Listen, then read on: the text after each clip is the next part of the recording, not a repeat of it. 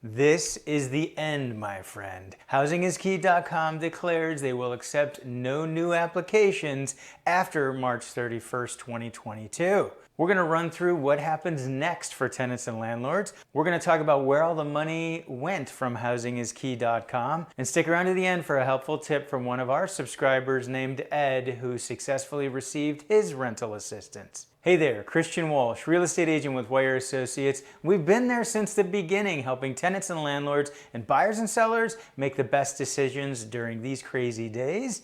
And we're here with a big update now that HousingIsKey.com has given a deadline of March 31st, 2022. And don't forget that we can't give tax or legal advice, but for the most honest and up-to-date real estate advice, subscribe to this channel. So let's dive into how much money has been distributed, and we've been using this dashboard since the beginning.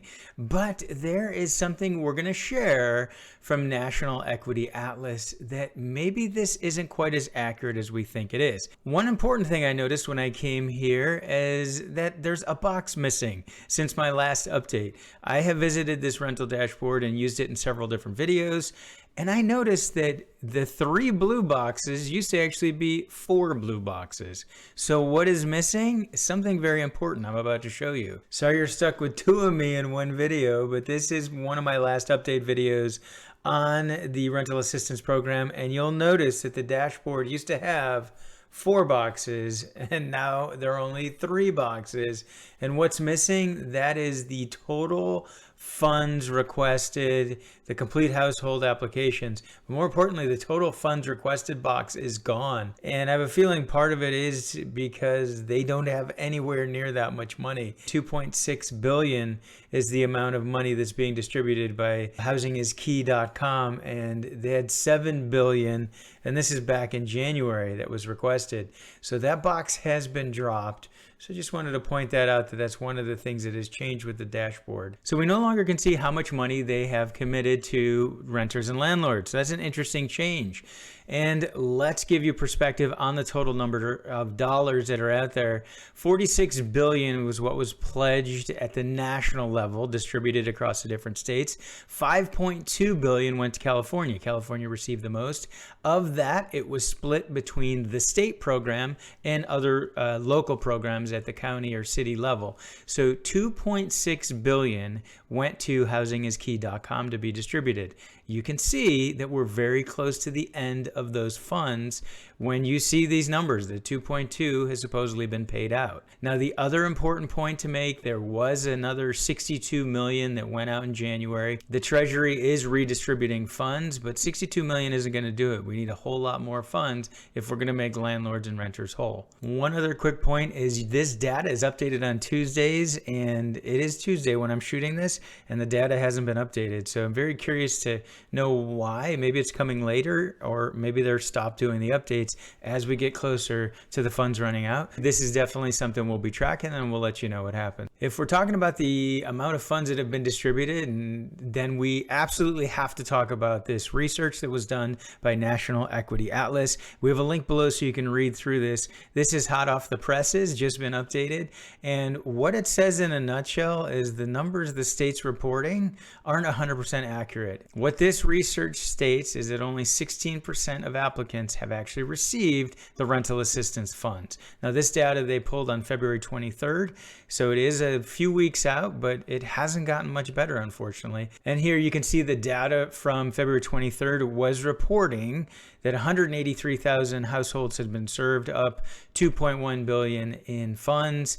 They actually found that as of February 23rd, only 75,000 had been paid. An additional 104 who had been approved were waiting on getting the payment. So the funds aren't going out all that quickly. Their research, it takes about 119 days once applying after October 1st, 2021 to actually receive those funds. So it takes a while. There's also a little discrepancy here in the numbers. You'll find that the COVID dashboard has about 3,500 more individuals that it says it has served versus what National Equity Atlas found. This is important to see as we come to the end of the rental assistance program, and they won't be accepting any more applications at the end of this month. This shows you that a lot of folks have not yet received the rental assistance. There's a lot of tenants still suffering and a lot of landlords still suffering.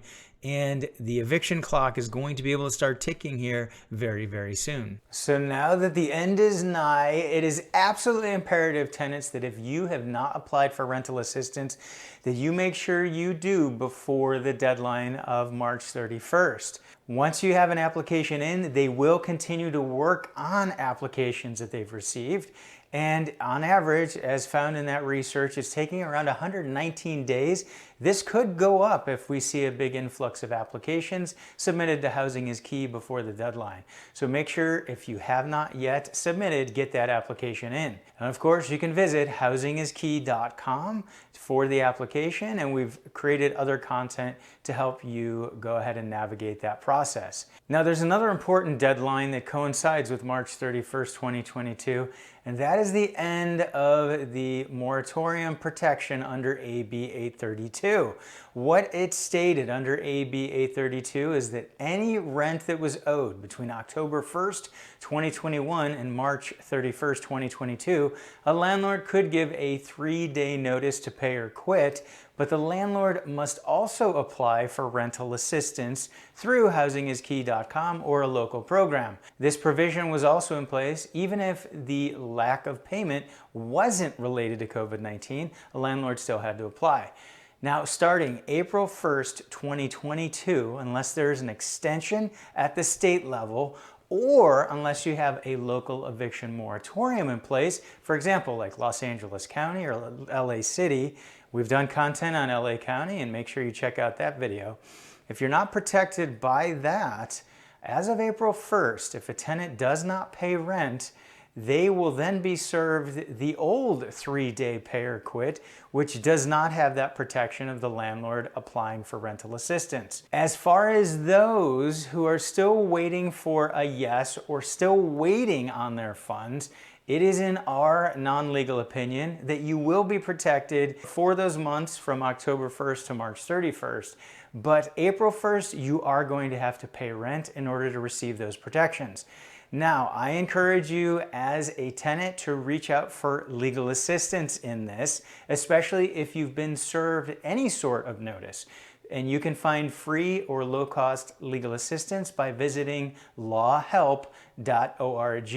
Renters, you need to discuss with an attorney any rent that you've missed, because you may find that your protections are limited. So get out there right now and start discussing with an attorney so that you know what to do in the months ahead. Thanks for sticking around to the end. Here is a hot tip on Reddit. There's a subreddit for California COVID rental relief. And big thanks to subscriber Ed for sharing this with me.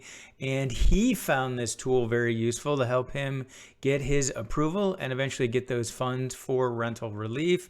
I encourage you to visit and check it out. I have a link below in the description so you can do that. Now, it must be said, we don't always know if these people are who they say they are or if these answers are the real answers. But again, Ed found it very helpful. So if you're looking for some answers that you can't find anywhere else, try here in this subreddit. Join over 2,000 others in subscribing to our free weekly email newsletter so you know exactly what happens when it comes to April 1st, 2022. Let us know in the comments below what you think is going to happen. Do you see any sort of protections being extended for renters? Landlords, what do you see happening as well? Thanks for tuning in. This has been Christian Walsh, real estate agent with Wire Associates, and we want to hear from you.